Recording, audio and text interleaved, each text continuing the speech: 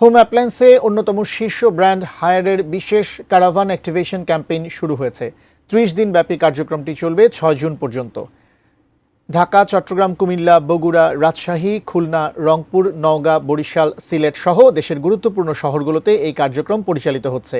সকালে ধানমন্ডির হায়ারের শোরুমে হায়ার সর্বশেষ উদ্ভাবিত চেস্ট ফ্রিজার বাংলাদেশের বাজারে আনুষ্ঠানিকভাবে উদ্বোধন করা হয়।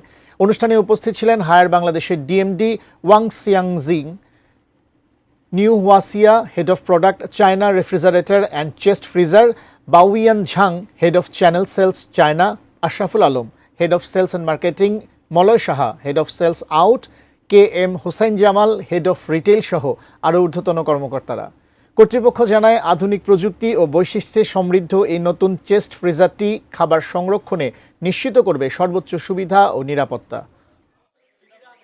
একই সাথে গ্লোবালি আরও ইউরোপ প্লাস আমাদের সাবকন্টিনেন্টে মানে ইন্ডিয়া, পাকিস্তান, মালয়েশিয়া, ভিয়েতনাম আমরা একই সাথে লঞ্চ করেছি।